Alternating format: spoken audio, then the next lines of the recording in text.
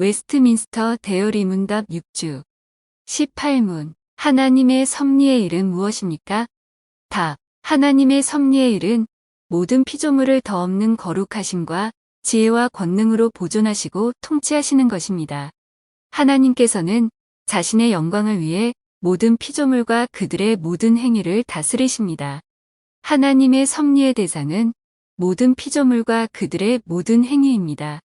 참새 2마리가 한 아사리온에 팔리는데 하나님의 허락이 있어야만 그중 한 마리만 걸립니다. 심지어 하나님은 우리의 머리카락의 수까지도 아십니다.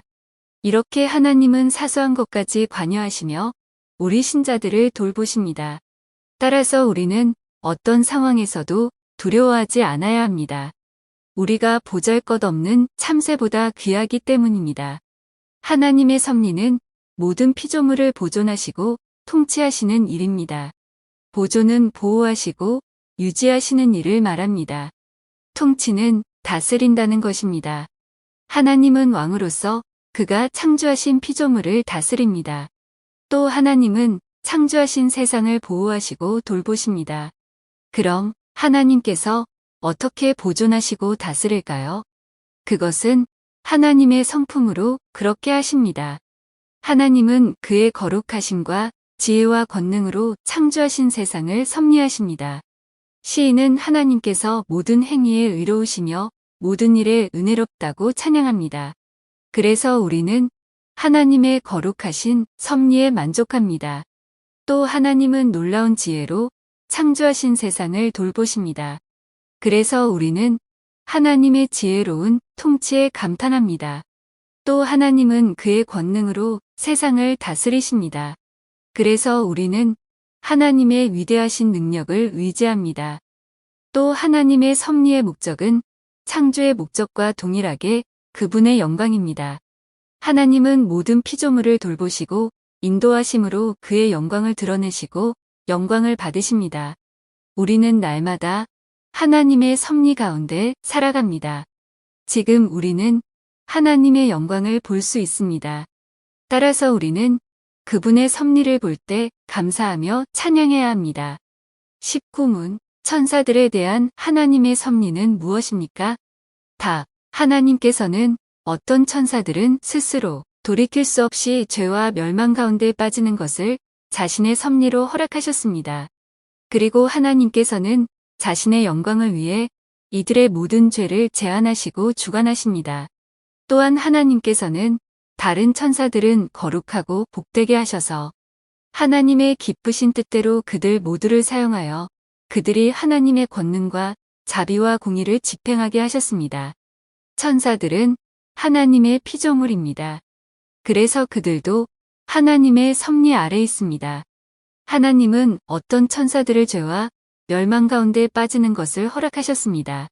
이것은 하나님의 허락하에 그들이 스스로 결정하였고 돌이킬 수 없는 일이었습니다. 성경은 일부 천사들의 타락을 자세히 기록하지 않지만 그들이 하나님께서 주신 지위를 지키지 아니하고 타락하였다고 기록합니다. 그 결과 하나님은 그들을 심판날까지 영원한 결박으로 흑암에 가두셨습니다. 그리스도께서 그들을 심판하셨습니다. 하지만 그들은 우는 사자같이 두루 다니며 삼킬 자를 찾습니다. 이렇게 마귀는 제한되어 있지만 여전히 우리를 공격합니다. 따라서 우리는 믿음을 굳게 하여 그들을 대적해야 합니다. 또 하나님은 자신의 영광을 위하여 타락한 천사들의 모든 죄를 제한하시고 주관하십니다. 예를 들면 욥의 소유물을 그의 손에 맡기셨지만 그의 몸은 허락하시지 않았습니다.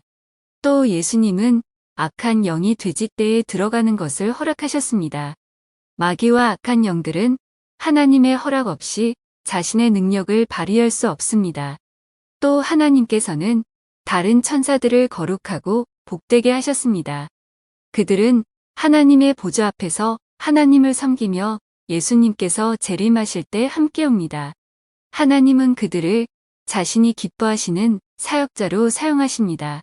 하나님은 선한 천사들을 통하여 그분의 백성들을 공격하는 자들을 심판하시고 구원받을 상속자들을 섬기게 하십니다. 이 신문 사람이 창조받은 상태에 있을 때 하나님께서 사람에게 섭리하신 것은 무엇입니까? 답. 사람이 창조받은 상태에 있을 때 하나님께서 사람에게 섭리하신 것은 사람을 낙원에 두신 것과 낙원을 가꾸도록 하신 것과 땅의 열매를 임의로 먹게 하신 것과 모든 피조물을 다스리게 하신 것과 그를 돕도록 결혼을 제정하신 것과 하나님과 직접 교제하게 하신 것과 안식일을 만드신 것입니다. 또 인격적이며 완전하고 영원히 계속되는 순종을 조건으로 생명나무를 보증으로 하여 구와 생명의 언약을 맺으시되 선악을 알게 하는 나무의 열매 먹는 것을 죽음의 형벌로 금지하셨습니다. 하나님은 사람이 창조받은 상태에 있을 때 섭리하셨습니다. 이 내용들은 창세기 1장 후반부와 2장에 나온 것입니다. 먼저 사람을 에덴 동산에 두셨습니다. 그곳은 낙원입니다. 하나님은 사람에게 복된 곳을 준비하셨습니다. 그리고 그곳을 사람에게 가꾸도록 하셨고 땅의 열매를 임의로 먹게 하셨으며 모든 피조물을 다스리게 하셨습니다. 이 사명을 이루도록 하나님께서 사람들에게 먹을 음식을 주신 것입니다. 또 하나님은 아담을 돕도록 여자를 주셨고 이를 통해서 결혼을 제정하셨습니다. 아담은 여자와 함께 하나님의 사명을 수행해야 했습니다. 이것이 결혼의 중요한 목적입니다. 또 결혼은 생육하고 번성하라는 하나님의 명령을 이루는 수단이며 결혼을 통해서 태어난 그의 후손은 하나님의 사명을 따라야 했습니다. 그리고 하나님께서는 사람과 직접 교제하셨으며 하나님께서 7일의 안식함으로 안식일을 제정하셨습니다. 사람은 하나님의 은혜로 그분과 교제할 수 있으며 그분이 주신 안식을 누릴 수 있었습니다. 이것은 안식일에 하나님을 예배하는 것을 통해서 드러납니다. 인간은 창조 세계를 돌볼 뿐 아니라 하나님을 예배해야 하는 존재입니다. 또 하나님은 아담과 언약을 맺었습니다. 선악을 알게 하는 나무의 열매를 먹지 말라 하셨고 먹으면 반드시 죽을 것이라고 말씀하셨습니다. 따라서 아담은 그 언약을 기억하고 순종해야 했습니다. 순종할 때 하나님께서 주신 생명은 누릴 수 있었습니다.